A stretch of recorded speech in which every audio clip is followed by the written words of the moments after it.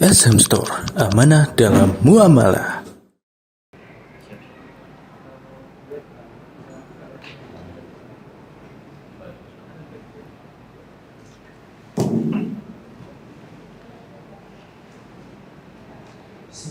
Assalamualaikum warahmatullahi wabarakatuh.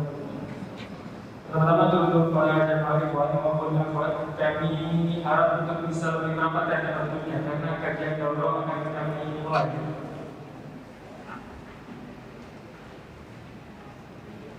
Bismillahirrahmanirrahim. Alhamdulillah, assalatu wassalamu ala rasulillah wa ala alihi wa ashabihi ajma'in, amma ba'd. Pertama-tama kita berikan puja dan bersyukur atas rahmat Allah Subhanahu yang telah memudahkan langkah kita menuju tamat-tamat surga yang ada di dunia. Salam dan salam semoga senantiasa tercurahkan kepada baginda Rasulullah SAW, dan semoga salam ini tersalurkan kepada para keluarganya, para sahabatnya, dan segenap umatnya yang senantiasa memegang teguh sunnah-sunnahnya hingga hari kiamat kelak.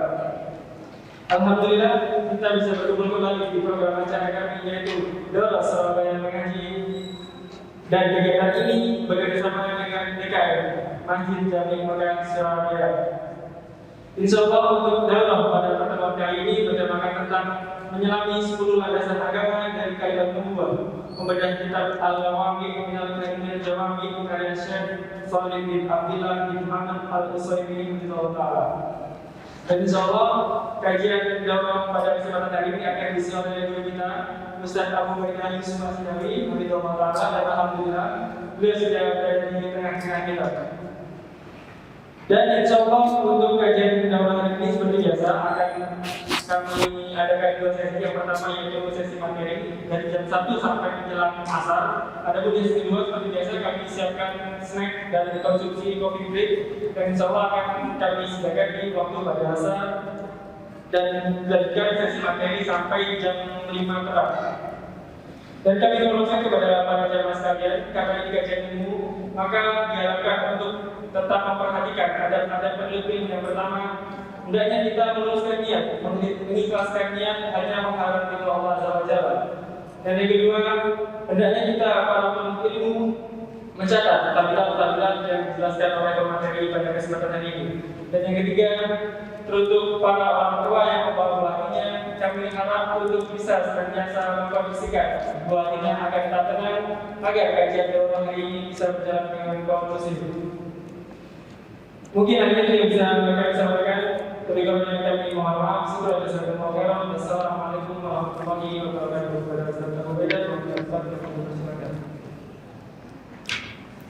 Jazakallah khair. Bismillahirrahmanirrahim. Assalamualaikum warahmatullahi wabarakatuh.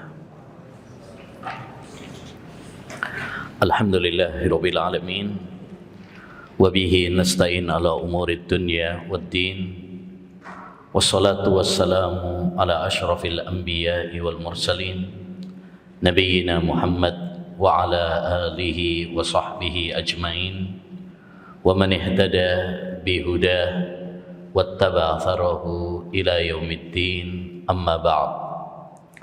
Rabbi shrah li sadri wa yassir li amri wahlul 'uqdatam min lisani yafqahu qawli.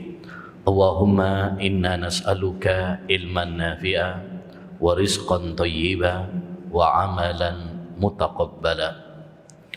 Ayyuhal ihwah wal ahwat, kaum muslimin wal muslimat yang semoga senantiasa dirahmati dan diberkahi oleh Allah Subhanahu wa taala. Alhamdulillah, kembali kita dipertemukan oleh Allah Subhanahu wa taala usai bulan Ramadan ini. Mudah-mudahan Allah Subhanahu wa taala menerima amal ibadah kita semuanya di bulan Ramadan. Taqabbalallahu minna wa minkum. Semoga Allah menerima amal ibadah kita dan ibadah kalian semuanya. Dan sebelum kita memulai kajian ini, kita mengingatkan kepada diri kami pribadi dan kepada para ikhwan dan akhwat sekalian tentang tugas-tugas kita sebagai hamba Allah Subhanahu wa taala usai bulan Ramadan ini. Di antara tugas kita usai bulan Ramadan ini, yang pertama adalah bersyukur. bersyukur kepada Allah Subhanahu wa taala dengan hati kita, dengan lisan kita, dan dengan anggota badan kita. Kita bersyukur kepada Allah Subhanahu wa taala yang telah memberikan kesempatan kepada kita bertemu dengan bulan suci Ramadan dan memberikan kemudahan serta kekuatan kepada kita untuk mengisi hari-hari Ramadan dengan bermunajat dan beribadah kepadanya. Dengan bersyukur, Allah Subhanahu wa taala akan menambahkan nikmatnya kepada kita. La in syakartum la azidannakum. Jika kalian bersyukur, niscaya aku akan menambahkan nikmatku kepada kalian. Dahulu seorang ulama ussalaf mengatakan, qayyidu an-ni'ama bisyukri. Ikatlah nikmat-nikmat Allah itu dengan syukur. Maka jangan lupa untuk bersyukur kepada Allah Subhanahu wa taala atas segala limpahan nikmat-nikmatnya. Yang kedua, hendaknya bagi kita untuk memperbanyak doa. Perbanyak doa agar Allah Subhanahu wa taala menerima amal ibadah kita yang sedikit di bulan Ramadan. Oleh karenanya dahulu para sahabat usai bulan Ramadan, usai salat Idul Fitri, mereka saling mendoakan antara satu dengan yang lain. Taqabbalallahu minna wa minkum. Semoga Allah menerima amal ibadah kita dan ibadah kalian. Karena diterimanya amal ibadah adalah nikmat yang teragung. Sahabat Ibnu Umar mengatakan, andaikan aku tahu bahwa amal ibadahku diterima oleh Allah Subhanahu wa taala, niscaya itu lebih aku cintai daripada dunia dan isinya. Kita minta kepada Allah Subhanahu wa taala karena kita tidak bisa memastikan apakah amal ibadah kita diterima sama Allah atau tidak. Seorang mukmin bersemangat dalam beribadah, tapi dia juga takut kalau amal ibadahnya enggak diterima. Nabi Ibrahim dan Nabi Ismail usai menjalankan ibadah membangun Ka'bah, dia tidak menjamin bahwa amal ibadahnya diterima, tetapi dia berdoa, wa idh yarfa'u Ibrahimul qawa'ida minal baiti wa Ismail Rabbana taqabbal minna innaka antas sami'ul alim. Ingatlah tatkala Nabi Ibrahim dan Nabi Ismail mengangkat pondasi-pondasi Ka'bah, yakni untuk membangun Ka'bah. Usai membangun Ka'bah, mereka mengatakan, ya Allah, terimalah amal ibadah kami. Sesungguhnya Engkau Maha mendengar lagi Maha mengetahui. Kalau Nabi Ibrahim, kalau Nabi Ismail, seorang Nabi, seorang Rasul, bahkan Nabi Ibrahim digelari dengan Khalilullah, tidak menjamin dan tidak memastikan amal ibadahnya diterima. Lantas bagaimana dengan kita? Maka jangan lupa memperbanyak doa kepada Allah Subhanahu wa taala agar Allah menerima amal ibadah kita semuanya. Yang ketiga, hendaknya bagi kita ayyuhal ikhwah, ini yang paling penting, yaitu istiqamah. Bagaimana setelah bulan Ramadan ini kita tetap istiqamah dalam ibadah, istiqamah dalam ketaatan kepada Allah Subhanahu wa taala. Karena ibadah kepada Allah Subhanahu wa taala bukan hanya di bulan Ramadan saja. Ibadah kepada Allah tidak berhenti dengan berhentinya Ramadan. Ibadah kepada Allah Subhanahu wa taala tidak terputus hingga terputusnya nyawa kita. Finish dari ibadah kepada Allah Subhanahu wa taala adalah tatkala malaikat maut mencabut nyawa kita. Allah berfirman dalam Al-Quran surat Al-Hijr ayat 99, wa'bud rabbaka hatta ya'tiyakal yakin. Beribadalah kepada Rabbmu sampai al-yakin datang kepadamu. Dan makna al-yakin yakni al-maut, sebagaimana disepakati oleh para ulama ahli tafsir. Maka ibadah kepada Allah Subhanahu wa taala ya finish akhirnya adalah kematian. Termasuk di antaranya adalah ibadah menuntut ilmu. Kita harus terus istiqamah dalam menuntut ilmu. Sampai kapan kita menuntut ilmu? Sampai mati. Imam Ahmad bin Hanbal pernah mengatakan, ma'al mihbarah ilal mikbarah, ma'al mihbarah ilal maqbarah. Bersama tinta, yakni kita terus belajar, kita menuntut ilmu, kita mencatat faedah-faedah ilmu dari Al-Quran dan hadis, ilal maqbarah, sampai kita masuk ke liang kubur. Maka hendaknya bagi kita semuanya, ayyul ihwah, untuk terus bersemangat, untuk terus istiqamah dalam ibadah kepada Allah Subhanahu wa taala, dan diantaranya adalah menuntut ilmu. Karena kita sangat butuh kepada ilmu. Bahkan manusia lebih butuh kepada ilmu, kebutuhannya lebih mendesak daripada kebutuhannya kepada makan dan minum. Kata Imam Ahmad bin Hanbal rahimahullah, hajatun nasi ilal ilm asyaddu min hajatihim ila ta'ami wasyarab. Kebutuhan manusia kepada ilmu lebih mendesak daripada kebutuhannya kepada makan dan minum. Karena makan dan minum 3 kali sehari cukup. Tapi kita lebih butuh kepada ilmu, karena setiap saat, setiap menit, setiap detik kita butuh kepada ilmu. Mau wudu butuh ilmu, mau sholat butuh ilmu, ya, mau tidur butuh ilmu, mau makan butuh ilmu, nikah butuh ilmu, jual beli butuh ilmu. Setiap aktivitas kita butuh kepada ilmu, agar semua yang kita lakukan sesuai dengan aturan agama Allah Subhanahu wa taala dan bernilai pahala di sisi Allah Subhanahu wa taala. Ikhwani wa akhwati fillah rahimani wa rahimakumullah. Insyaallah taala pada kesempatan yang berbarokah ini kita akan melanjutkan kajian kita, daurah kita, membahas risalah-risalah para ulama, ya, kitab-kitab para ulama. Sekali daurah, ya, kita bisa menyelesaikan 1 judul. Mudah-mudahan ini adalah sarana menuntut ilmu yang diberkahi oleh Allah Subhanahu wa taala.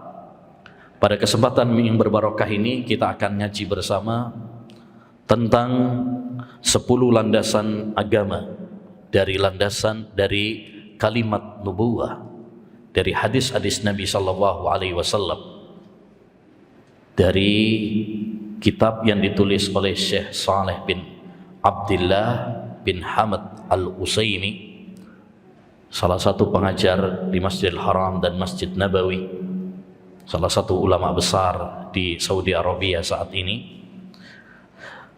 Risalahnya berjudul Al-Lawami minal kalimil jawami. Al-Lawami minal kalimi al-jawami. Buku ini berisi tentang 10 hadis pilihan dari Nabi sallallahu alaihi wasallam yang merupakan landasan pokok dalam agama. Kita mulai. Saya akan bacakan kitab aslinya, nanti tentu ada yang difotokopikan adalah terjemahannya. Bismillahirrahmanirrahim. Beliau memulai dengan bismillah. Biasa para ulama memulai dengan bismillahirrahmanirrahim, seperti para ulama mengikuti Al-Quran, mengikuti Nabi Muhammad SAW, membuka kitab-kitab, membuka risalahnya, suratnya dengan basmalah, ya, agar kita mendapatkan kasih sayang Allah Subhanahu wa taala, Karena dalam basmalah terdapat dua nama Allah Subhanahu wa taala yang berisi cinta dan kasih sayang, Ar-Rahman dan Ar-Rahim. Dan ini penting ayyuhal ikhwah untuk selalu kita hadirkan, terutama bagi para penuntut ilmu, yaitu memiliki sifat cinta dan kasih sayang. Karena ilmu dibangun di atas kasih sayang.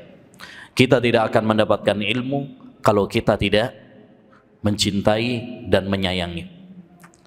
Itulah kenapa dahulu para ulama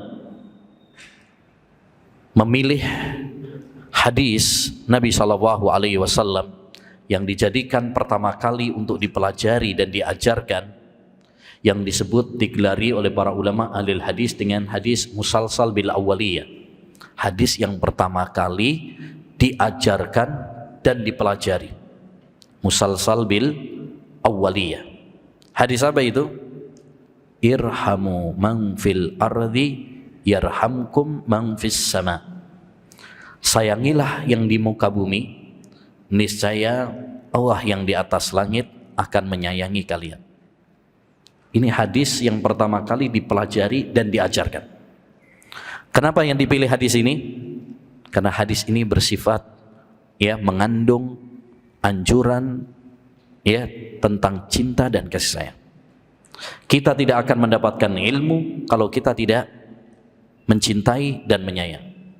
Tidak cinta kepada ilmu, tidak cinta kepada orang yang menyampaikan ilmu, tidak cinta kepada majelis ilmu, tidak cinta kepada para penuntut ilmu. Kalau kita tidak cinta kepada ilmu, tidak cinta kepada majelis ilmu, tidak cinta kepada yang menyampaikan ilmu, tidak cinta kepada sesama penuntut ilmu, kita nggak akan mendapatkan ilmu.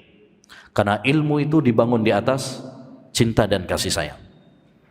Dan ini juga kita tekankan kepada para ikhwan, para akhwat, para penuntut ilmu, terutama para penuntut ilmu yang menisbatkan dirinya kepada ahlus sunnah wal jamaah, agar kita saling mencintai, agar kita saling menyayangi di antara kita. Hasan al-Basri pernah mengatakan, ya ahlas sunnah tarahamu fima bainakum fa innakum aqallun nas. Wahai ahlus sunnah, hendaknya kalian saling mencintai, menyayangi di antara kalian, karena kalian adalah orang yang paling sedikit jumlahnya. Kita ini ahlus sunnah udah dikit, jangan sampai udah dikit tukaran antara satu dengan yang lain, saling tahdir, mentahdir antara satu dengan yang lain, sibuk mencelah antara satu dengan yang lain, membantah antara satu dengan yang lain. Hendaknya bagi kita untuk saling mencintai, mengasihi di antara satu dengan yang lainnya. Taib. Kemudian beliau mengatakan, alhamdulillahi rabbil khalaiki ajmain. Segala puji bagi Allah Subhanahu wa taala, Rabb semua makhluk. Setelah basmalah, beliau mengawalinya dengan alhamdulillah. Segala puji bagi Allah. Sama seperti Al-Qur'an. Setelah bismillahirrahmanirrahim, dimulai dengan alhamdulillahi rabbil alamin. Segala puji bagi Allah, karena memang hanya Allah yang berhak untuk dipuji. Allah Subhanahu wa taala berhak dipuji karena dua hal. Pertama, karena keagungan Allah Subhanahu wa taala. Makanya dalam surat Al-Fatihah atau dalam surat-surat yang lain, setelah Allah memuji dirinya, Allah sebutkan tentang keagungannya. Alhamdulillah, segala puji bagi Allah. Alhamdu itu dzikru sifatil kamal, menyebutkan kesempurnaan Allah, mahabbatan wa ta'dhiman, atas dasar cinta dan pengagungan. Setelah Allah memuji dirinya, Allah sebutkan alasannya. Kenapa? Karena dia adalah Rabbil alamin, Rabb semesta alam. Rabb itu apa? Yang menciptakan, yang mengatur alam, yang memberi rizki, yang menghidupkan dan mematikan. Jadi Allah Subhanahu wa taala berhak dipuji karena kesempurnaan dirinya, sifat-sifatnya, nama-namanya Yang kedua, kenapa Allah Subhanahu wa taala berhak untuk dipuji? Likasrati in'amih, karena banyaknya nikmat-nikmat Allah Subhanahu wa taala. Semua nikmat yang kita rasakan, semua nikmat yang kita dapatkan semata-mata datangnya dari Allah saja. Wa ma bikum min ni'matin faminallah. Tidak ada satu nikmat pun yang kalian peroleh kecuali itu datangnya dari Allah Subhanahu wa taala. Makanya kita dianjurkan untuk senantiasa memuji Allah Subhanahu wa taala apapun keadaannya, terutama ketika mendapatkan nikmat. Ya, selesai makan, alhamdulillah. Bangun tidur, alhamdulillahilladzi ahyana ba'dama amatana wa ilaihin nusyur. Setelah bersin, alhamdulillah. Kenapa? Karena bisa makan itu nikmat. Bangun tidur itu nikmat. Betapa banyak orang tidur nggak balik lagi. Bisa bersin itu nikmat. Makanya orang habis bersin itu pelong. Nikmat dari Allah Subhanahu wa taala. Ya. Nabi SAW bersabda, afdalu dzikri la ilaha illallah wa afdalu du'ai alhamdulillah. Sebaik-baik zikir adalah kalimat tauhid la ilaha illallah. Dan sebaik-baik doa adalah ucapan alhamdulillah. Ini sebaik-baik doa. Kenapa alhamdulillah itu sebaik-baik doa? Karena orang ketika mengucapkan alhamdulillah, pada dasarnya secara tidak langsung dia berdoa supaya nikmat-nikmat Allah Subhanahu wa taala dilanggengkan, ditambahkan. Karena dia sedang bersyukur. Bukankah dengan syukur Allah akan melanggengkan nikmat-nikmat kita? La in syakartum la azidannakum. Kalau kalian bersyukur, aku akan tambahkan nikmatmu kepada kalian. Qayyidun ni'ama bisyukri. Kata para ulama, ikatlah nikmat-nikmat itu dengan syukur. Makanya syukur disebut oleh para ulama, salah satu namanya adalah al-hafidh, penjaga. Kenapa disebut penjaga? Karena syukur itu menjaga nikmat. Ya, menjaga nikmat supaya tidak hilang. Kalau kita nggak bersyukur, nikmat itu akan dicabut oleh Allah, dihilangkan oleh Allah SWT satu persatu. Intinya kita memuji Allah Subhanahu wa taala karena dua hal. Karena keagungan Allah Subhanahu wa taala dan karena banyaknya nikmat Allah SWT kepada hamba. Wa sallallahu wasallama ala rasulihi Muhammadin al-amin. Dan semoga salawat dan salam teriring untuk Rasulnya Muhammad sallallahu alaihi wasallam. Ya, ini muqaddimah kitab itu ada 3. 1 basmalah, 2 memuji Allah, hamdalah, dan yang ketiga adalah salawat kepada Nabi. Dan salawat artinya adalah, ya, arti dari salawat adalah Allah Subhanahu wa taala memuji Nabi Muhammad di sisi para malaikatnya yang mulia. Sana'ullahi indal mala'il a'la. Makna salawat kalau itu datangnya dari Allah, maksudnya adalah Allah memuji Nabi Muhammad di hadapan para malaikatnya. Adapun kalau salawat itu dari makhluk, dari malaikat, dari manusia, maka maksudnya adalah doa. Yani kita berdoa agar Allah Subhanahu wa taala menyanjung Nabi Muhammad di sisi para malaikatnya yang mulia. Jadi salawat itu ada 2 makna. Kalau itu dari Allah Subhanahu wa taala, maksudnya adalah pujian Allah kepada Nabi Muhammad di hadapan para malaikatnya yang mulia. Kalau salawat itu dari makhluk, dari malaikat, dari manusia, maka maksudnya adalah doa. Yani kita berdoa supaya Allah Subhanahu wa taala memuji Nabi Muhammad di hadapan para malaikatnya. Karena salawat itu bisa datang dari Allah, bisa datang dari malaikat dan juga manusia. Innallaha wa malaikatahu yusalluna 'alan nabi ya ayyuhalladzina amanu sallu alaihi wa sallimu taslima. Sesungguhnya Allah Subhanahu wa taala dan para malaikatnya bersalawat kepada Nabi Muhammad. Wahai orang-orang yang beriman, bersalawat dan salamlah kalian kepada Nabi Muhammad. Dalam ayat ini menggabung ya, salawat dan salam. Sama seperti yang disampaikan oleh Syekh juga, semoga salawat dan salam. Ini yang paling bagus.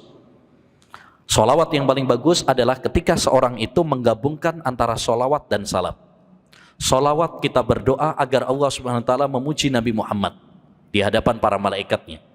Kalau selamat itu berarti kita mendoakan agar Allah Subhanahu wa taala menyelamatkan Nabi Muhammad dari bahaya, dari hal-hal yang ya tidak pantas bagi Nabi Muhammad sallallahu alaihi wasallam. Makanya kita kalau mau bersalawat gabung dua hal ini, sallallahu alaihi wasallam. Tapi kalau misalkan cuma salah satunya saja itu boleh. Misalkan Nabi Muhammad alaihi salam atau sallallahu alaihi misalkan, itu boleh. Tapi yang paling sempurna adalah kalau digabung dua-duanya, salawat dan salam.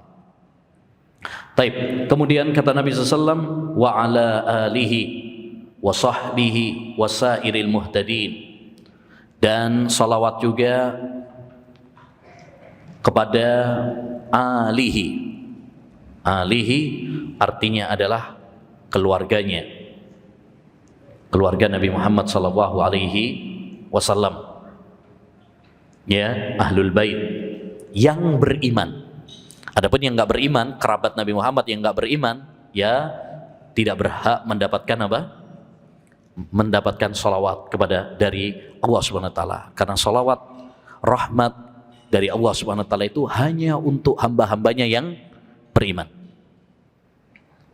Ya, seperti kedua orang tua Nabi atau paman Nabi SAW, kakeknya Nabi. Tatkala enggak beriman kepada Nabi sallallahu alaihi wasallam, maka ya tidak berhak mendapatkan salawat dari Nabi sallallahu alaihi wasallam. Tidak ada basa-basi dalam agama. Ya, tidak ada basa-basi dalam agama. Pernah disebutkan bahwa salah seorang ulama madhab Syafi'i, muridnya Syekhul Islam Taimiyah, dia kedua orang tuanya itu Nasrani. Ya. Lalu ada salah seorang muridnya mendoakan dia, radhiyallahu anka wa an walidaik. Semoga Allah meridhoimu dan kedua orang tuamu. Maka dia mengatakan, kedua orang tuaku Nasrani, tidak pantas mendapatkan doa itu. Jadi nggak ada basa-basi, walaupun orang tuanya sendiri. Sama seperti Nabi Shallallahu Alaihi Wasallam, ya, ketika seorang bertanya kepadanya, Aina abi, di manakah bapakku? Nabi mengatakan, ini riwayat Muslim, Inna abi wa abaka finnar, ayahku dan ayahmu di neraka. Ya, ayahku dan ayahmu di neraka. Hadis riwayat Muslim dalam sahihnya. Taib. Wa sahbihi, dan kepada para sahabatnya. Sahabat definisinya, definisi sahabat Nabi adalah seperti disebutkan oleh Al-Hafidh Ibnu Hajar, man laqiyan nabiyya sallallahu alaihi wasallam mu'minan bihi wa mata ala dzalik. Sahabat adalah setiap orang yang bertemu dengan Nabi sallallahu alaihi wasallam, beriman kepada Nabi dan mati dalam keadaan iman. Itu namanya sahabat.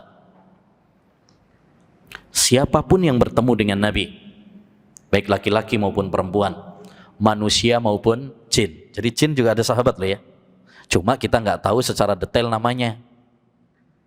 Menarik, ada kelompok Ibadiyah, Khawarij, punya buku judulnya Mu'jamus Sahabah Minal Jin, daftar sahabat dari jin. Nggak tahu dari mana itu. Ya, baik. Jadi siapa yang bertemu kepada Nabi Shallallahu Alaihi Wasallam, tapi syaratnya apa? Mu'minan bihi, beriman. Kalau dia bertemu dengan Nabi tapi nggak beriman, berarti bukan sahabat. Abu Jahal, Abu Lahab, itu sering ketemu dengan Nabi, tapi nggak beriman, maka tidak disebut sebagai sahabat. Tidak cukup sampai di situ saja. Wa mata ala dzalik, dan dia mati dalam keadaan iman. Artinya kalau dia beriman kepada Nabi, tapi setelah itu murtad, mati dalam keadaan murtad, bukan sahabat. Seperti dulu ada seorang namanya Abdullah bin Khattal. Abdullah bin Khattal masuk Islam. Kemudian setelah itu murtad. Sehingga pada saat Fathu Mekkah, Nabi SAW menyuruh para sahabat untuk membunuhnya. Ibnu Khattal, uqtuluh. Kalau kalian ketemu Ibnu Khattal, bunuh dia. Ternyata para sahabat mendapati dia sedang berlindung di Ka'bah.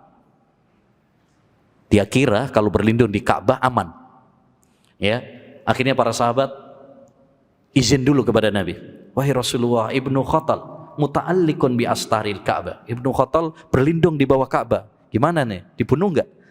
Uqtuluh, bunuh aja dia. Karena dia menghina Nabi SAW, melecehkan Nabi. Udah murtad, menghina Nabi lagi. Maka ini salah satu dalil yang dijadikan oleh para ulama bahwa orang yang menghina Nabi Muhammad SAW hukumannya adalah dibunuh. Makanya Syekhul Islam punya buku As-Sarimul Maslul ala Syatimir Rasul, pedang terhunus untuk pencela Rasul sallallahu alaihi wasallam. Tapi intinya itu definisi sahabat, dan sahabat adalah generasi yang terbaik, manusia yang diridhoi oleh Allah, diberi kabar dengan surga Allah Subhanahu wa taala. Wajib bagi kita mencintai mereka, mendoakan kebaikan untuk mereka. Setiap kali disebut para sahabat, hendaknya bagi kita untuk apa? Mendoakan kebaikan. Radhiyallahu an. Kemudian hendaknya bagi kita tidak mencela seorang pun dari sahabat. Siapa yang mencela para sahabat, maka dia adalah munafik, zindiq. Terutama sahabat-sahabat yang mulia, Abu Bakar, Umar, Abu Hurairah radhiyallahu an. Jangan sampai kita terkena racun-racun Syiah Rafidah yang membenci, melaknat para sahabat Nabi sallallahu alaihi wasallam. Man sabba ashabi fa alaihi la'natullah wal malaika wan nasi ajmain. Nabi bersabda, siapa yang mencela para sahabatku, maka dia akan dilaknat oleh Allah, dilaknat oleh para malaikat, dan dilaknat oleh semua manusia.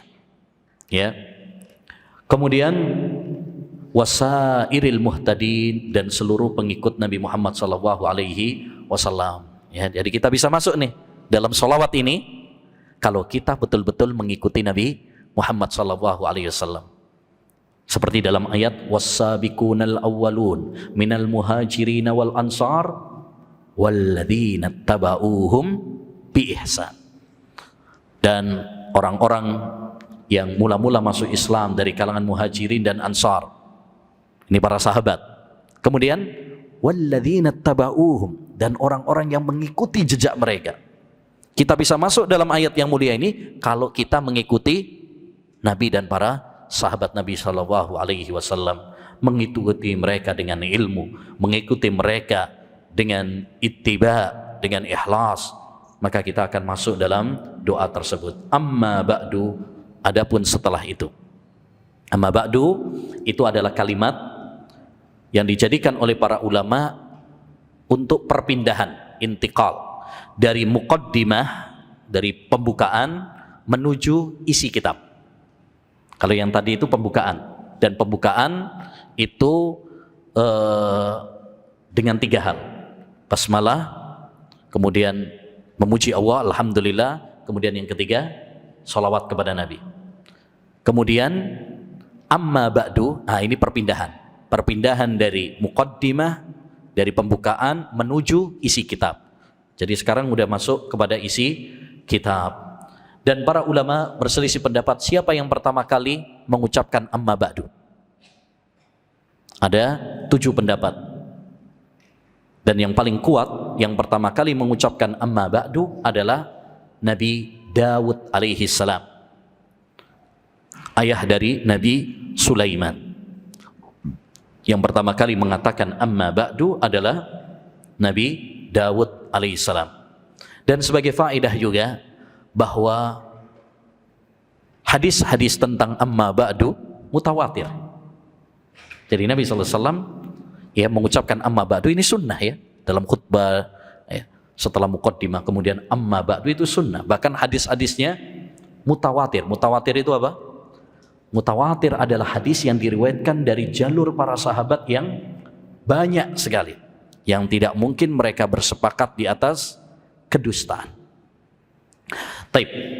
Selanjutnya kata beliau, amma ba'du, adapun setelah itu, fa inna abdallahi wa rasulahu Muhammadan sallallahu alaihi wasallam nala min rabbihil maqamal asna. Sesungguhnya hamba Allah dan Rasulnya Muhammad sallallahu alaihi wasallam, beliau meraih kedudukan yang tinggi dari Rabbnya. Hamba Allah dan Rasulnya.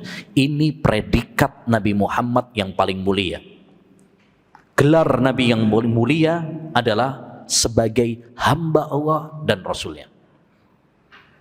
Makanya dalam Al-Quran Allah menyebutkan Nabi Muhammad itu sebagai abdun, hamba Allah.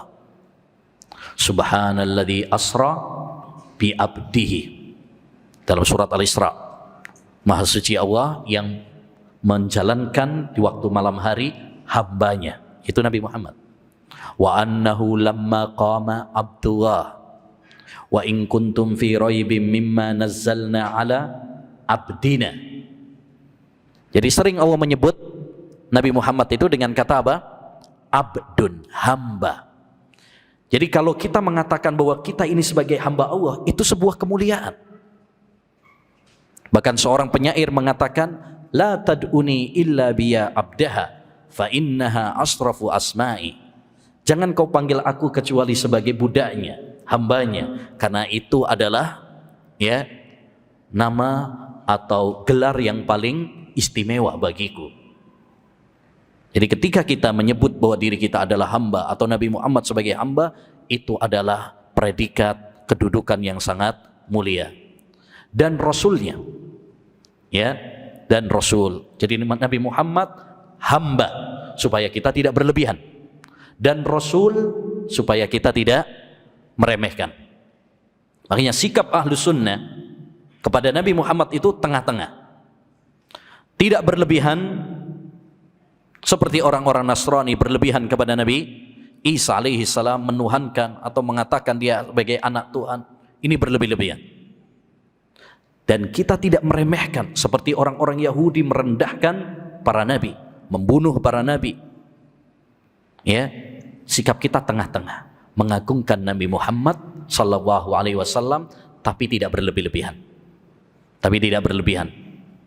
Mendudukkan Nabi Muhammad dengan kedudukan yang diberikan oleh Allah dan Rasulnya. Taib. Sesungguhnya Nabi Muhammad sallallahu alaihi wasallam mendapatkan kedudukan yang paling mulia di sisi Allah SWT. Ya. Wa rafa'na laka dzikrak.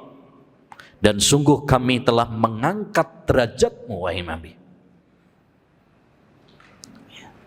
Makanya Nabi Muhammad SAW itu selalu diiringkan dengan nama Allah. Asyhadu an la ilaha illallah wa asyhadu anna Muhammadan abduhu wa rasuluh. Diiringkan setelah tauhid la ilaha illallah, ya, syahadat Nabi Muhammad. Tatkala adzan, asyhadu an la ilaha illallah wa asyhadu anna Muhammad rasulullah. Selalu digandengkan. Ya. Selalu digandengkan dengan nama Allah Subhanahu wa taala. Dan di dalam Al-Qur'an Allah Subhanahu wa taala ketika memanggil Nabi Muhammad enggak pernah memanggil dengan namanya. Kalau nabi-nabi yang lain itu dipanggil dengan namanya. Ya, ya Nuh, ya Ibrahim, ya Musa, ya Isa. Tapi kalau Nabi Muhammad dalam Al-Quran ketika memanggil Nabi Muhammad gak pernah dengan namanya, dipanggil dengan sifatnya. Ya ayyuhar rasul, wahai rasul. Ya ayyuhan nabi, wahai nabi. Gak pernah ya Muhammad, itu gak pernah. Sebagai apa? Bentuk kemuliaan Allah Subhanahu wa taala kepada Nabi kita Muhammad sallallahu alaihi wasallam. Wa balagha indahul manzilal asma, Dan Nabi Muhammad sallallahu dan Allah SWT mengangkat dan meninggikan derajat Nabi Muhammad. Rafa'ahu fa'a'lah. Allah meninggikan derajatnya. Wa atahu fa'aghnah. Allah memberikan kecukupan kepadanya. Ya. Banyak pemberian-pemberian Allah SWT kepada Nabi Muhammad.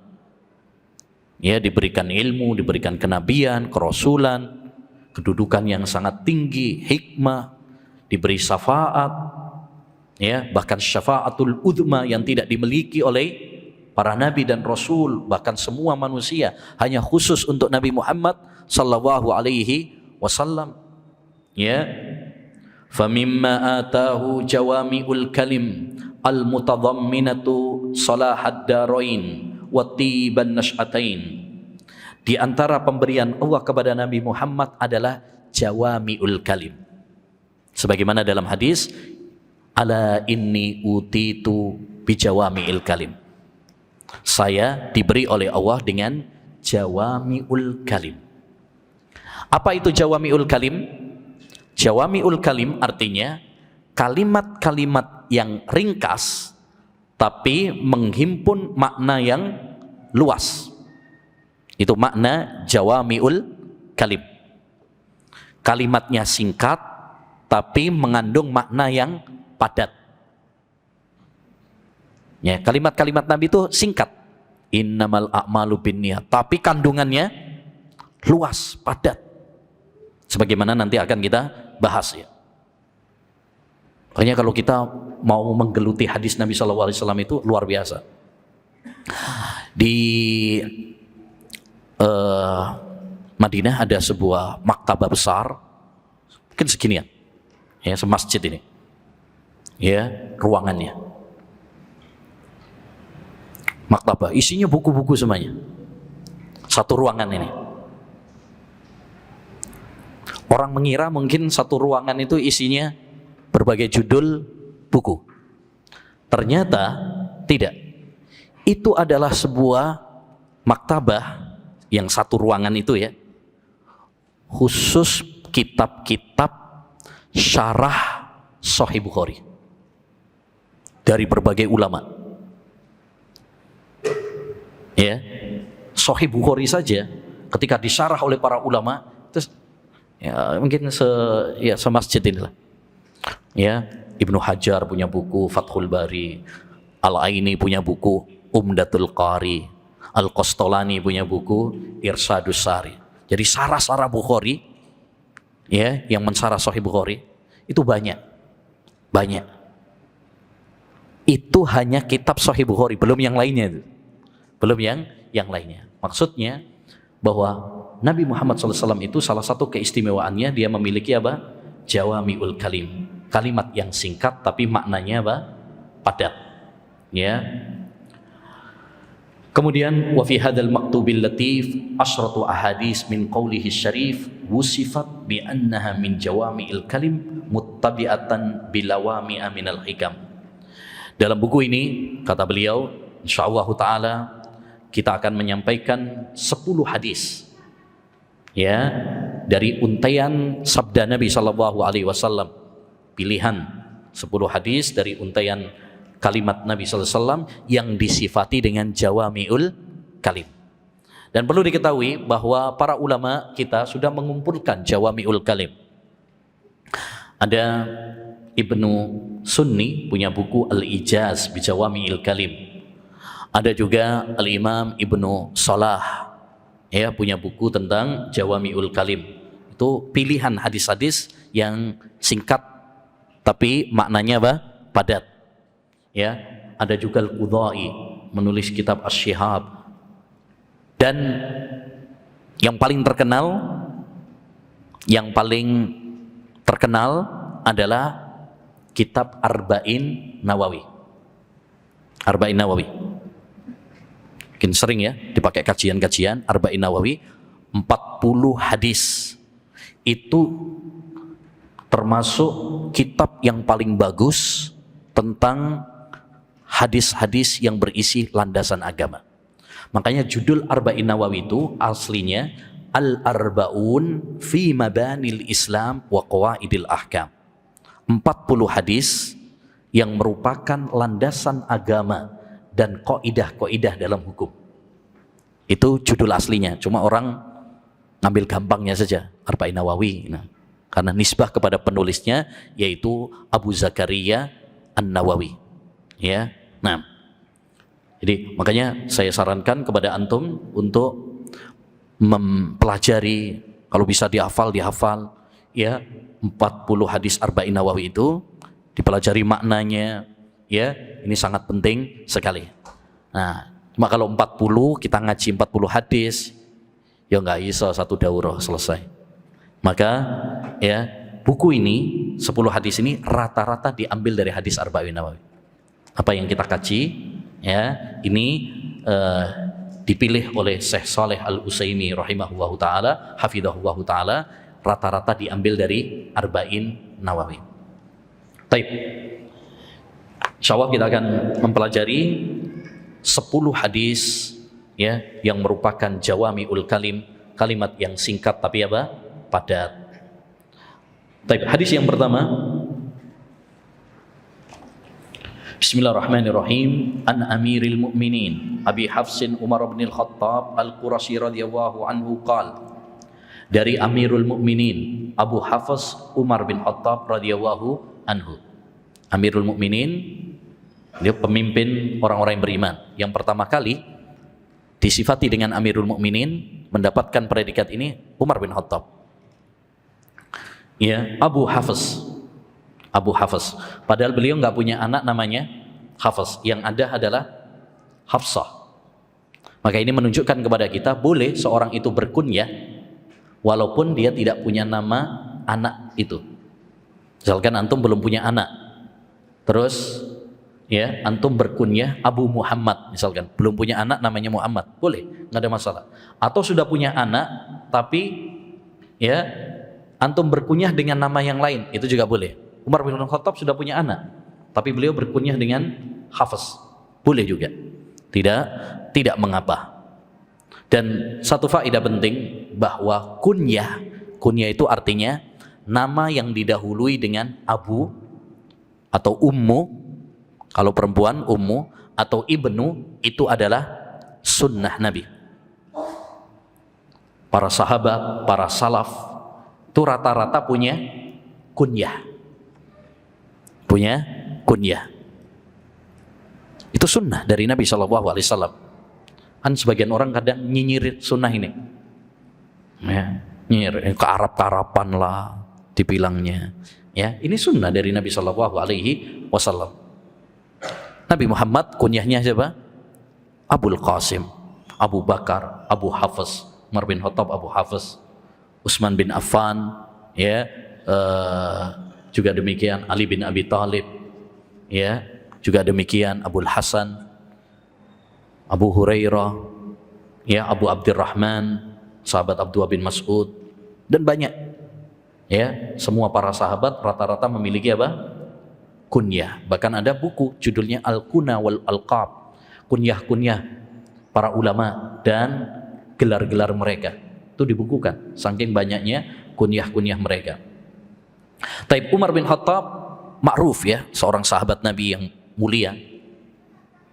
Bahkan Umar bin Khattab ini adalah di antara dua sahabat Nabi Sallallahu Alaihi Wasallam yang sangat dekat dengan Nabi. Sering kita dapati dalam hadis, Nabi keluar bersama Abu Bakar dan Umar. Nabi duduk bersama Abu Bakar dan Umar. Nabi musyawarah dengan Abu Bakar dan Umar. Oleh karenanya, ketika Nabi meninggal dunia, ya, didekatkan dengan kedua sahabat ini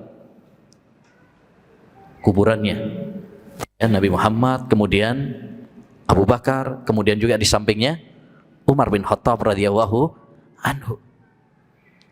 Ya, bahkan dalam sebuah hadis Nabi SAW mengatakan manusia terbaik setelah para nabi adalah Abu Bakar dan Umar. Bukan setelah aku loh, ya, setelah Nabi Muhammad, setelah para nabi. Setelah para nabi, manusia terbaik adalah Abu Bakar dan Umar bin Khattab radhiyallahu anhu. Oleh karenanya, siapapun yang mencelah sahabat Umar bin Khattab, ya, melaknat para sahabat Umar bin Khattab, ya, macam-macam sama Umar bin Khattab, seperti kelakuan orang-orang Syiah Rafidah, maka mereka adalah orang-orang yang munafik, orang-orang zindik yang harus kita waspadai. Ya, orang Syiah itu salah satu syiar mereka adalah benci kepada Abu Bakar dan Umar. Bahkan mereka sering melaknat Abu Bakar dan Umar. Penafsiran mereka ngawur. Tabbat yada Abi Lahab wa tabbat yada Abi Lahab. Ya, celaka kedua tangan Abu Lahab. Maksudnya adalah Abu Bakar dan Umar katanya. Bahkan di antara doa mereka itu yang disebut doa andalan mereka. Ya, mereka mengatakan Allahumma al'an lisan mai Quraisy wa banataihima. Ya Allah, laknatlah kedua patung Quraisy dan kedua putrinya. Maksudnya kedua patung Quraisy, Abu Bakar dan Umar. Kedua putrinya maksudnya adalah Aisyah dan Hafsah. Na'udzubillah. Ya, makanya kita harus waspada dari pemikiran-pemikiran apa? Syiah Rafidah yang merongrong akidah, merusak akhlak. Ya, siapapun yang membela Syiah, siapapun yang ingin merangkul orang-orang Syiah, mendekatkan dengan Ahlus Sunnah wal Jamaah, ini juga harus kita waspadai. Ya, waspadai. Karena tidak mungkin Ahlus Sunnah bersatu dengan orang-orang Syiah. Ya, tidak mungkin. Ya, kecuali apabila mereka bertobat kepada sunnah Nabi SAW. Bagaimana mungkin kita akan satukan orang yang mencintai para sahabat dengan orang yang melaknat para sahabat? Bagaimana mungkin akan disatukan orang yang menjunjung tinggi memuliakan Al-Quran dengan orang yang mengatakan bahwa Al-Quran yang ada sekarang ini palsu? Dan banyak penyimpangan-penyimpangan mereka.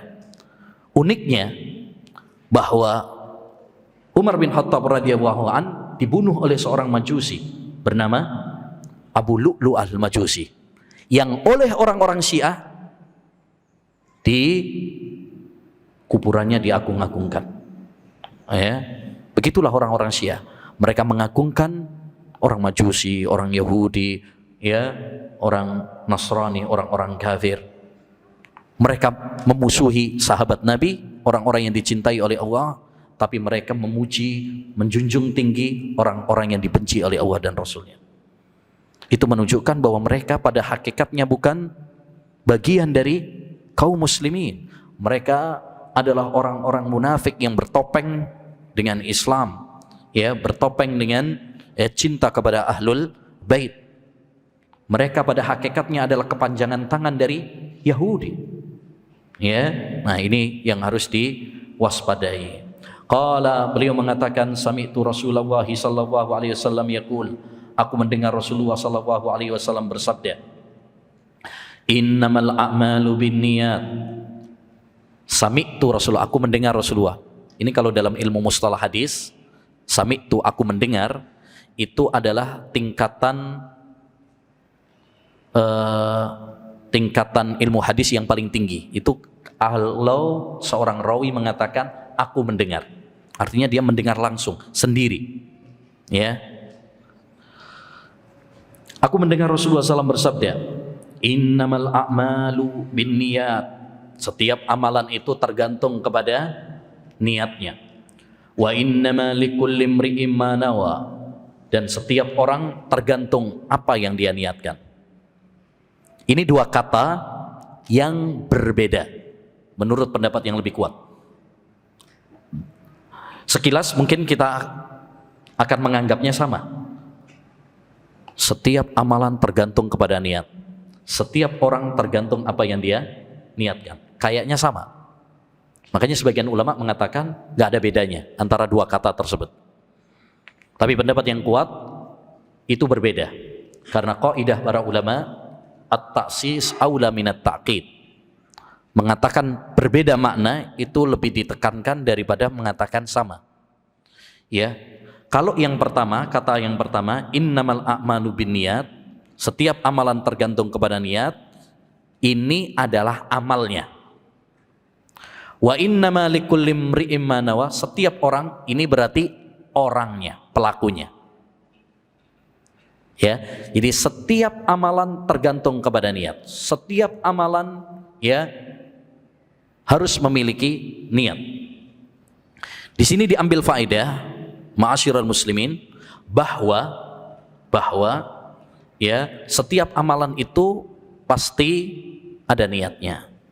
Pasti ada niatnya. Sehingga kita nggak perlu bertele-tele masalah niat. Was-was dalam masalah apa? Niat. Sebagian orang kadang terkena was-was. Ya, mau niat sholat aja setengah jam baru nyampe. Ya, nawaitu misalkan gak nyampe-nyampe, ya, adaan lillah. Ya. Menarik, pernah diceritakan oleh Imam Ibnul Qayyim, ada seorang mau sholat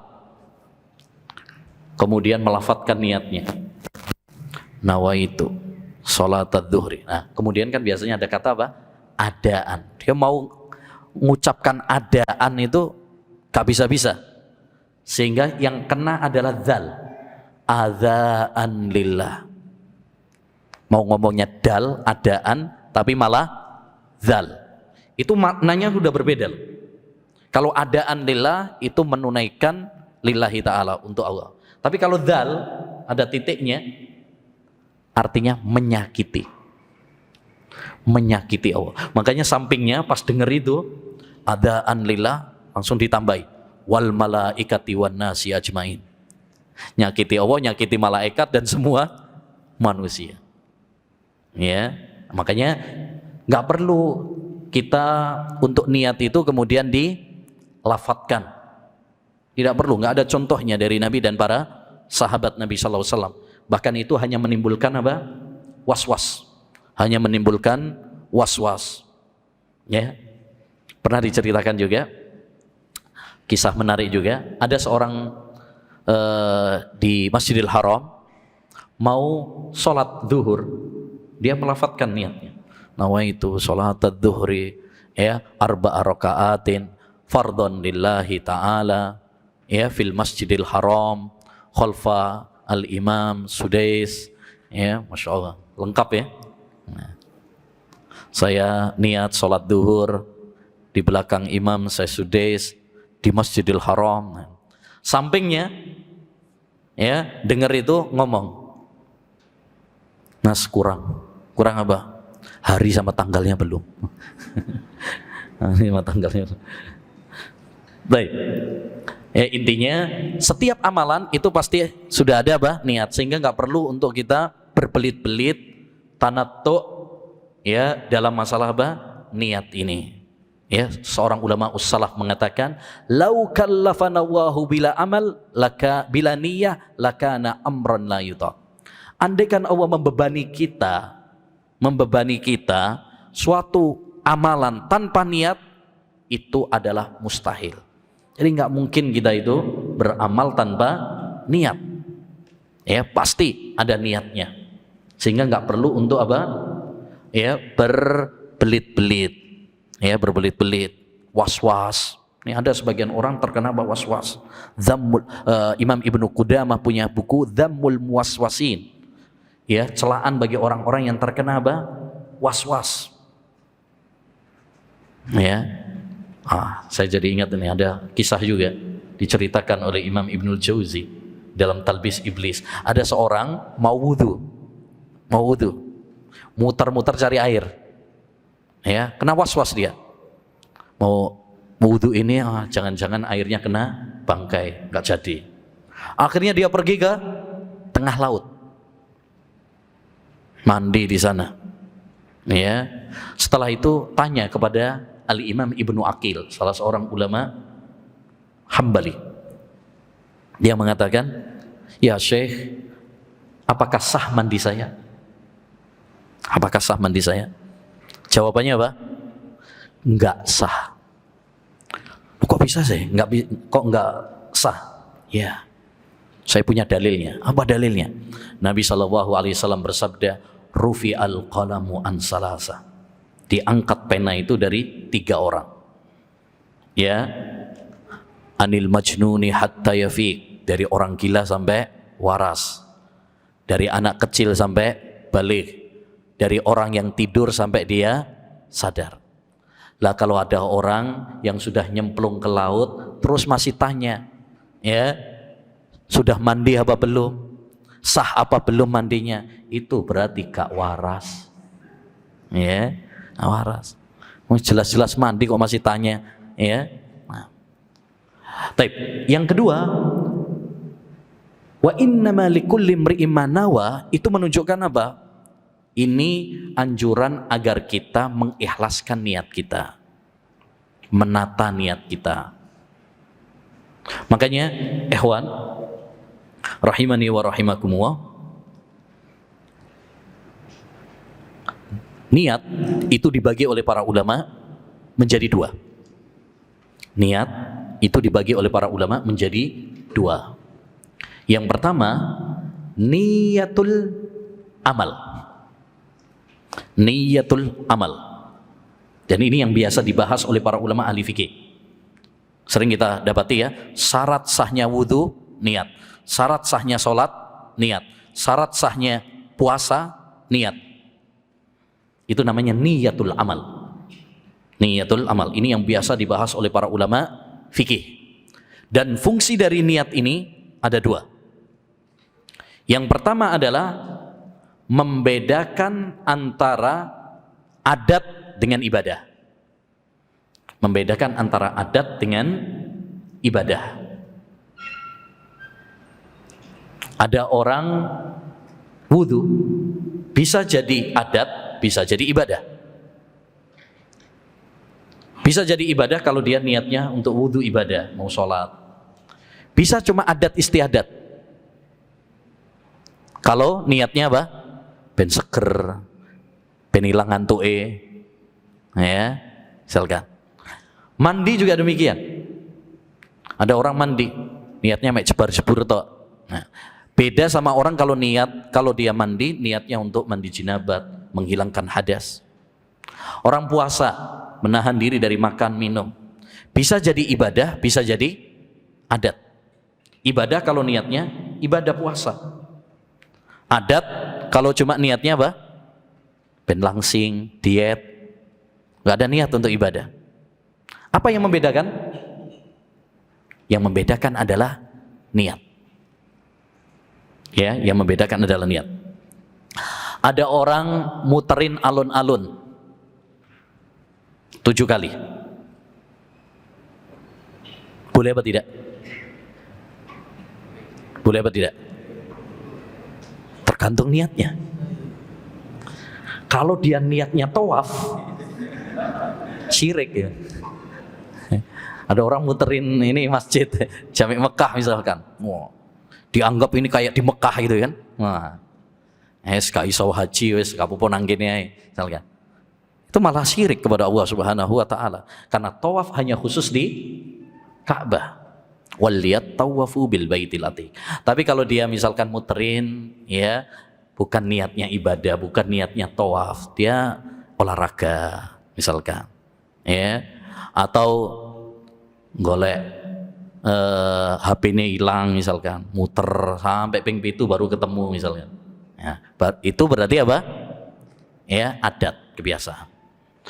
Ya, makanya ini menentukan sekali ya. Ya, menentukan sekali. Ini kaidah penting. Masalah innamal amalu ini binniyat ini penting sekali dalam masalah fikih. Ya, prakteknya banyak sekali. Termasuk dalam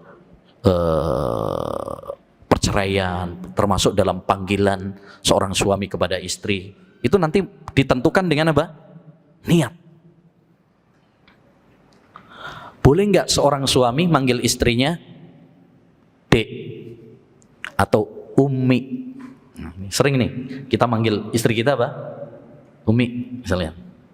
Umi emang aku mbokmu. Ya, Umi kan artinya ibuku, padahal istrinya itu bukan ibunya. Atau Dek, emang aku adikmu? Bukan juga. Sebagian para ulama melarang karena dianggap itu sebagai apa? Zihar, menyamakan istri seperti ibu.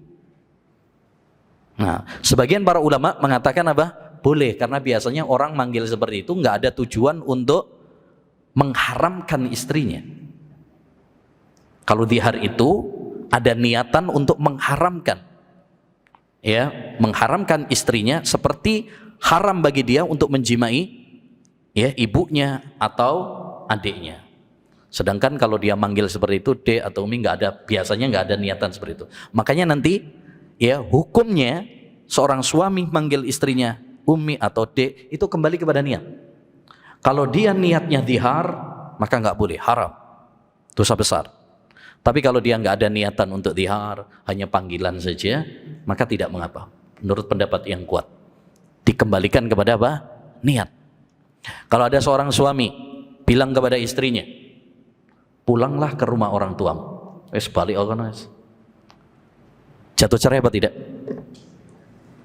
Ya? Tergantung niat. Innamal a'malu bin niat. Kalau dia mengatakan seperti itu, niatnya adalah menceraikan, jatuh cerai.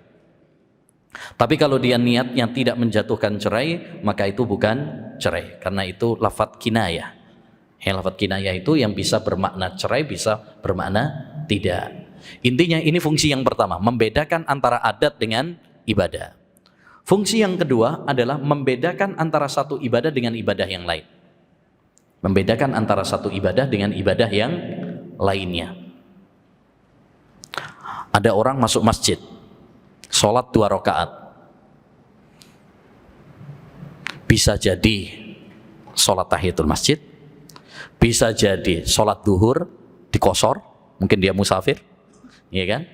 Bisa jadi sholat setelah wudhu, bisa jadi sholat mutlak, bisa jadi sholat taubat, bisa jadi sholat istikharah, mungkin dia lagi istikharah. Apa yang membedakan? Niatnya. Ya, niatnya. Ini membedakan antara satu ibadah dengan ibadah yang lain, karena ibadah itu macam-macam. Ya, macam-macam. Baik. Yang kedua, niat yang kedua itu adalah niyatul ma'mulillah. Niat untuk siapakah dia beramal.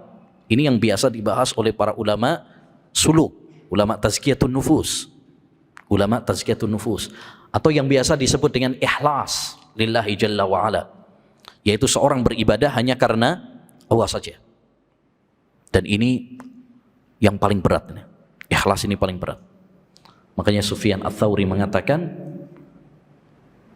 ma'alajtu syai'an asadda alayya min niyati. Tidak ada suatu amalan yang lebih berat bagi saya daripada apa? Menata niat. Menata niat ini paling berat. Sebagian ulama yang lain mengatakan, tidak ada yang paling berat bagi saya daripada menata niat. Setiap kali aku tutup pintu riya, dia muncul dari lubang yang lain.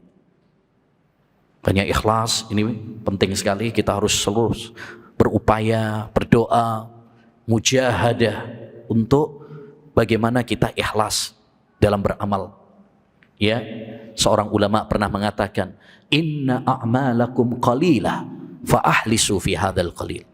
Amal kalian itu sedikit, maka ikhlaskan ya dalam yang sedikit ini. Jangan sampai udah dikit gak ikhlas bisa. Ya. Samale titik gak ikhlas bisa. Nah, kemudian setelah Nabi SAW menjelaskan kaidah ini, beliau memberikan contoh. Ini pinternya Nabi ya. Setelah beliau membuat kaidah, beliau ngasih apa? Contoh supaya lebih mudah difahami. Karena bil misal yattadihul maqal. Dengan contoh maka suatu ucapan itu akan lebih jelas. Beliau mencontohkan tentang masalah niat itu dicontohkan dengan ibadah hijrah. Faman kanat hijratuhu ila Allahi wa rasulih fahijratuhu ila Allahi wa rasulih. Barang siapa yang hijrahnya kepada Allah dan Rasulnya, maka hijrahnya kepada Allah dan Rasulnya. Ya, hijrah itu apa sih? Hijrah itu artinya meninggalkan apa yang dibenci oleh Allah Subhanahu wa ta'ala menuju apa yang dicintai oleh Allah Subhanahu wa ta'ala. Itu hijrah. Dan hijrah terbagi menjadi 3. Hijrah tempat, ini yang dimaksud oleh Nabi dalam hadis ini, yaitu hijrah dari negeri kafir menuju negeri Islam.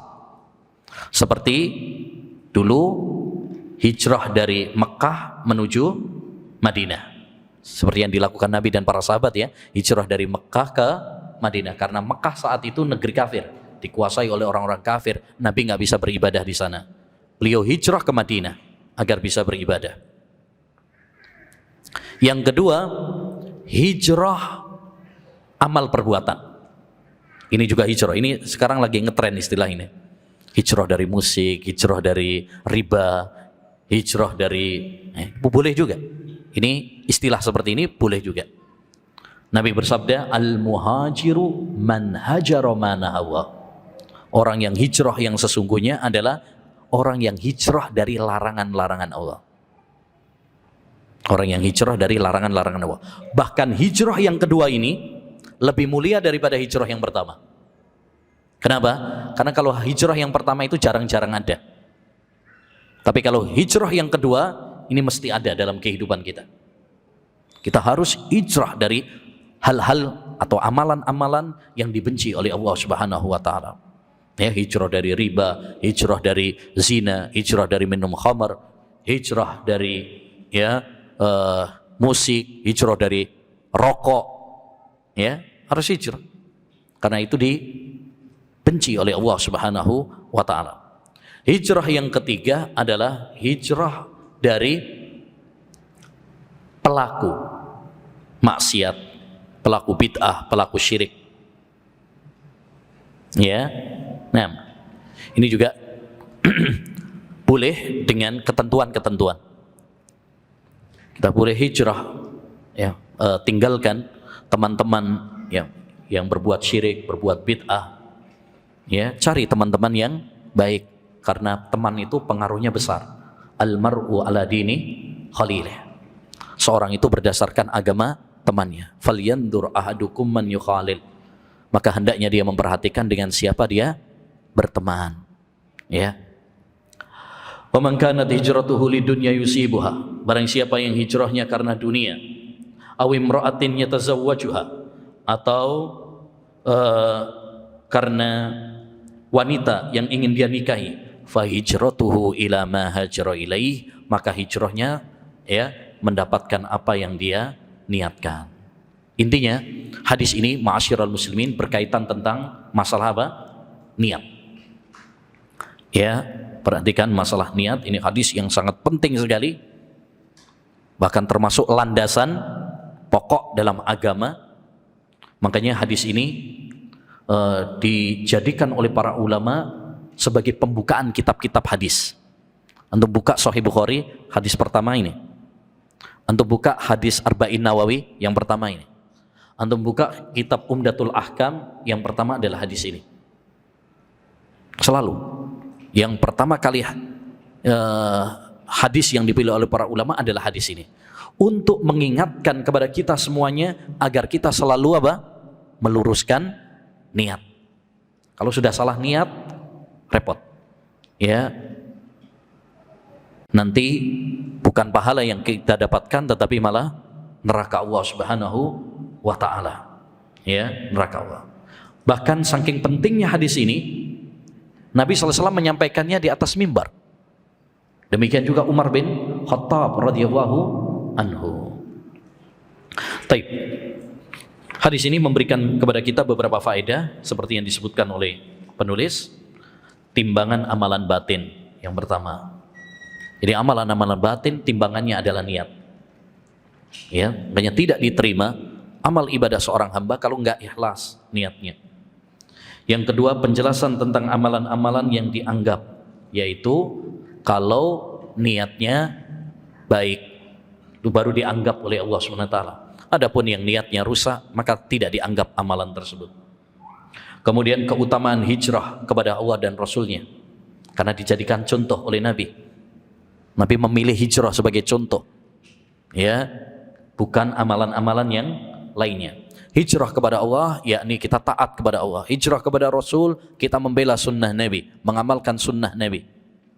Ya. Yang keempat, membuat perumpamaan untuk menjelaskan makna kalimat. Karena tadi Nabi ngasih kaidah, kemudian dikasih contoh supaya lebih apa? mudah untuk difahami. Innamal a'malu binniyat wa innamal likulli imri'in ma nawa, itu adalah kaidah. Faman kanat hijratuhu, itu contohnya. Itu contohnya. Baik, kita berpindah kepada hadis yang kedua. An Umar bin Al-Khattab radhiyallahu anhu aidan qala, dari sahabat Umar bin Khattab juga karena hadis yang pertama juga dari Umar, maka beliau mengatakan aidan.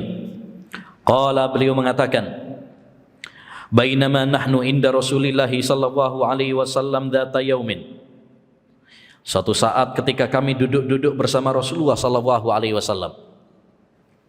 Jadi kebiasaan Nabi dan para sahabat itu kadang duduk-duduk. Tapi ingat, duduk-duduknya Nabi dan para sahabat, duduk-duduknya menambah iman, menambah ilmu. Berbeda dengan duduk-duduknya kita kadang-kadang nambah dosa malah. Ribah sana, ribah sini, namimah. Ya, berbeda dengan duduknya para orang-orang saleh, Nabi, para sahabat. Mereka duduknya untuk menambah iman.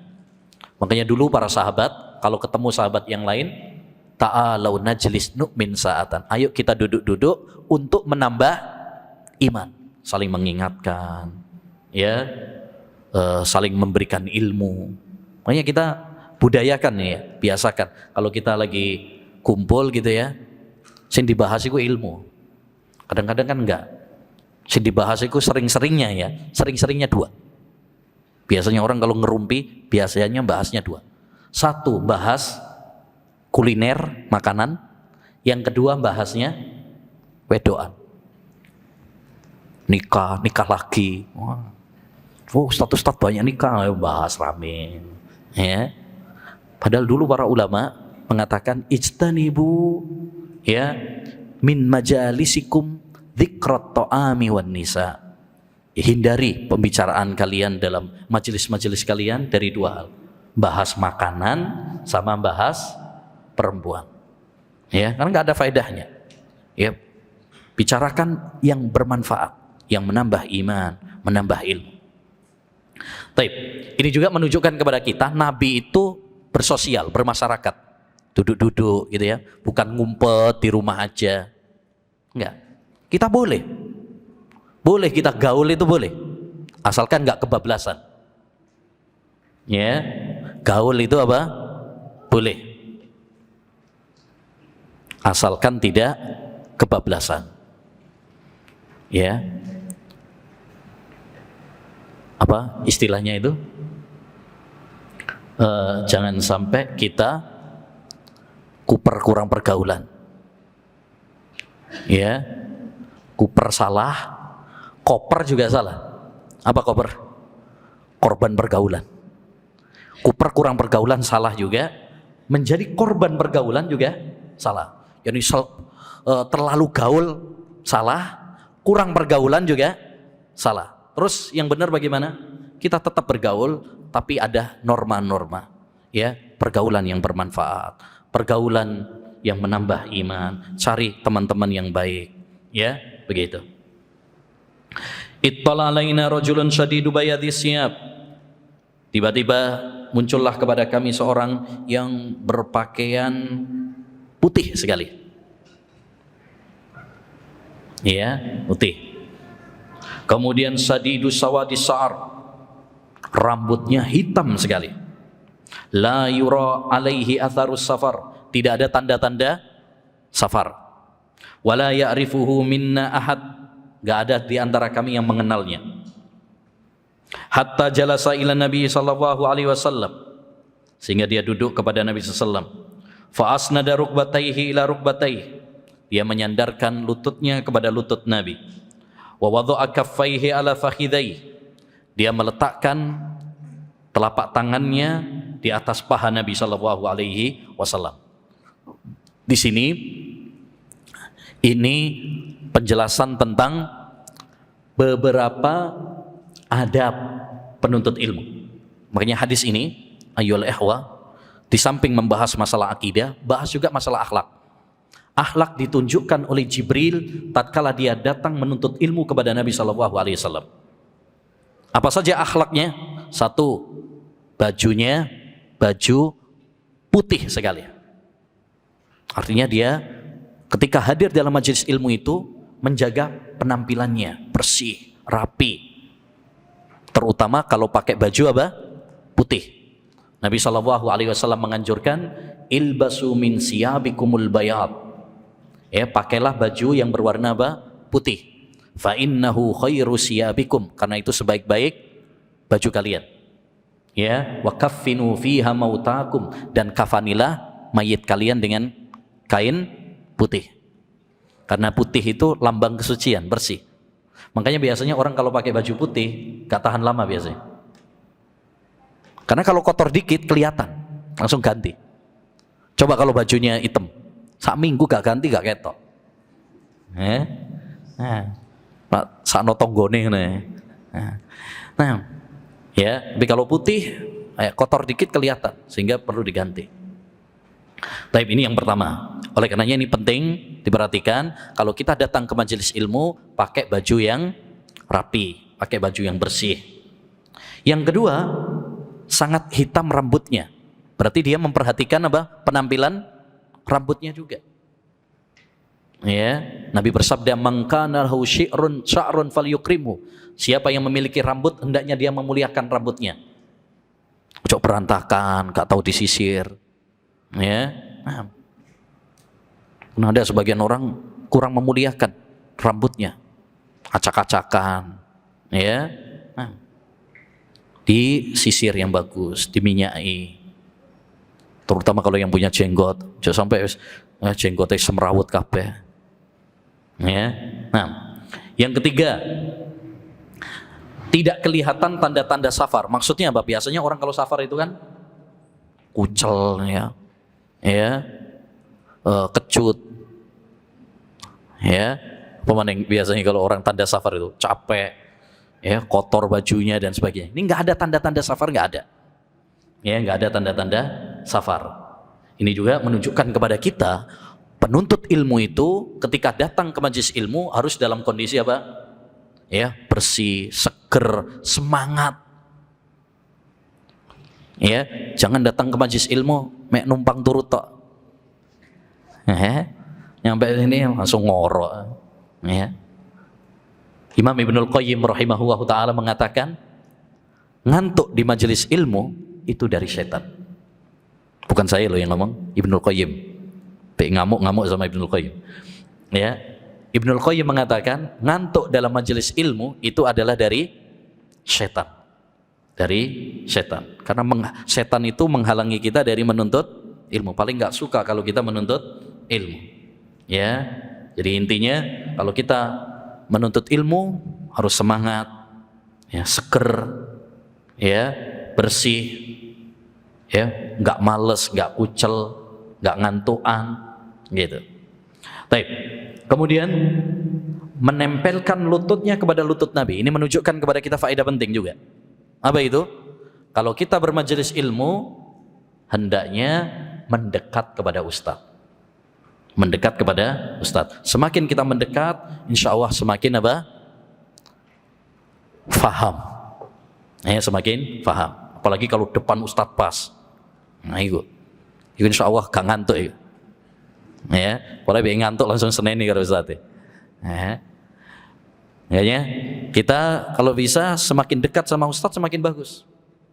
Kadang kan enggak pojokan, ya, golek senderan, ya, akhirnya, ya wes, orang AC ini, baik. Kemudian beliau mengatakan, ya Muhammad, ahbirni anil Islam. Wahai Muhammad, kabarkan kepadaku tentang Islam. Faqala Rasulullah sallallahu alaihi wasallam, Rasulullah bersabda menjawab pertanyaan tersebut. Al-Islamu antasyhadu an la ilaha illallah wa anna Muhammadar Rasulullah. Islam itu adalah kamu bersyahadat, bersaksi bahwasanya tidak ada sesembahan yang diibadahi kecuali hanya Allah saja. Sesembahan-sesembahan yang lain tidak ada yang berhak untuk diibadahi. Hanya Allah saja. Ya, ini kalimat tauhid, la ilaha illallah. wa anna Muhammadar Rasulullah, dan bahwasanya Nabi Muhammad adalah utusan Allah Subhanahu wa taala. Wa tuqimas shalah, kamu menegakkan salat. Wa tu'tiyaz zakah, menunaikan zakat. Wa tasuma Ramadan, puasa Ramadan. Wa tahujjal baita in istata'ta ilaihi sabila, dan kamu menunaikan ibadah haji. Ini yang disebut dengan apa? Rukun Islam. Ya, rukun Islam ada 5. Yang pertama adalah syahadat la ilaha illallah wa anna Muhammadar Rasulullah. Yang kedua salat. Ya, salat 5 waktu. Yang ketiga puasa Ramadan. Yang 4 menunaikan zakat. Yang kelima adalah menunaikan ibadah haji. Ini 5 pondasi penting dalam Islam. Ya, dia rukun. Rukun itu artinya pondasi. Kalau kita bangun sebuah bangunan terus pondasinya rapuh, ambruk. Begitu juga Islam kita, kalau tidak dibangun di atas pondasi-pondasi yang kuat, ambruk. Ya, maka kita perhatikan tentang rukun-rukun Islam kita. Ya, karena ini pondasi agama kita. Jangan sampai kita sibuk dengan amal-amal sunnah, tetapi yang wajib malah kita lalaikan. Ada sebagian orang itu lucu, sholat taraweh semangat, sholat wajibnya malah gak sholat. Ya, sholat Idul Fitri, Idul Adha semangat, sholat wajibnya malah bolong. Nah, ini kan lucu. Yang sunnah dilaksanakan, tapi yang wajib malah ditinggalkan. Ya, nah ini orang-orang yang tertipu seperti ini. Para ulama mengatakan man saghalahul fardhu anin nafli fahuwa ma'dzur. Siapa yang sibuk dengan yang wajib, lalai dari yang sunnah, diberi udzur. Tapi kalau sibuk dengan yang sunnah, melalaikan yang wajib, maka ini adalah orang yang tertipu. Kemudian qala sadaqta, benar kamu. Qala fa'ajibna lahu, kami heran.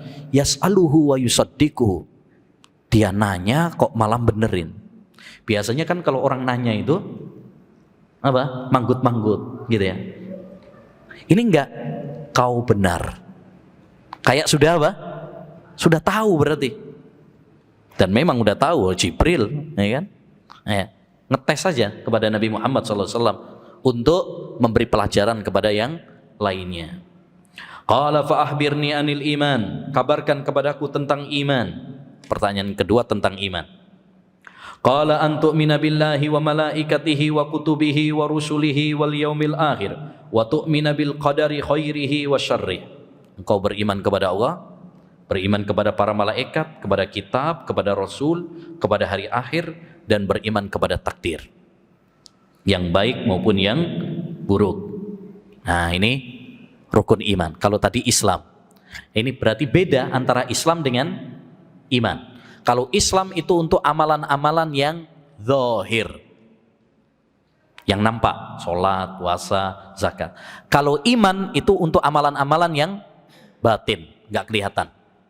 Iman kepada Allah, iman kepada malaikat, nggak kelihatan. Jadi apa bedanya Islam dengan iman? Kalau Islam untuk amalan-amalan yang zahir, adapun iman untuk amalan-amalan yang batin. Beriman kepada Allah, yakni beriman dengan rububiyahnya, beriman dengan uluhiyahnya, beriman dengan nama dan sifat-sifatnya. Beriman kepada malaikat, mengimani bahwa malaikat itu ada, ya, memiliki nama-nama seperti Jibril, Mikail, memiliki sifat-sifat seperti mereka memiliki sayap, ya, mereka memiliki tugas-tugas yang dikabarkan oleh Allah dan Rasulnya. Kalau enggak kita ketahui, kita imani secara mutlak. Kita imani kitab-kitabnya, bahwasanya kitab-kitab Allah itu berisi kebenaran, keadilan, dan ada yang disebutkan namanya seperti Taurat, Injil, Zabur, Quran, ya. Wa rusulihi, dan rasulnya, kita beriman bahwa mereka adalah utusan-utusan Allah Subhanahu wa ta'ala, orang-orang yang jujur, yang amanah, yang berakhlak mulia, ya. Nah, ada yang diceritakan nama-nama mereka seperti Nuh, Hud, Saleh, Ibrahim, Ismail, dan ada yang enggak diketahui namanya. Jadi tidak semua nabi disebutkan apa? Namanya. Yang disebutkan namanya kita imani secara terperinci. Yang tidak disebutkan namanya kita imani secara global. Wal yaumil akhir, kita beriman kepada hari akhir. Apa maksud beriman kepada hari akhir? Kita mempercayai semua yang Allah beritakan dan Rasulnya, ya, yang diberitakan oleh Rasulnya, hal-hal yang berkaitan dengan kejadian-kejadian setelah kematian. Mulai dari siksa kubur, ya, mulai dari nikmat kubur, kemudian pertanyaan malaikat mungkar dan nakir. Kita percaya bahwa nanti akan ada hari kebangkitan, akan ada sirat, ya, melewati jembatan, akan ada telaga Nabi, akan ada surga, akan ada neraka. Semua yang diceritakan oleh Allah dan Rasulnya tentang kejadian-kejadian setelah kematian, kita imani. Kemudian wabil qadar, kita beriman kepada takdir-takdir Allah yang baik maupun yang buruk. Kita meyakini bahwa semua peristiwa sudah ditentukan oleh Allah, sudah dicatat oleh Allah dalam Lauhul Mahfuz. Ya, nah, qala sadaqta, engkau benar. Qala fa ahbirni anil ihsan, beritakanlah kepadaku tentang ihsan, berbuat baik. Qala an ta'budallaha ka'annaka tarah fa illam takun tarahu fa innahu yarak. Ihsan adalah kamu beribadah kepada Allah seakan-akan engkau melihatnya. Kalau kamu tidak melihatnya, pastikan bahwa Allah melihatmu. Ini tingkatan yang ketiga. Jadi tingkatan agama itu ada 3. Islam, iman, ihsan.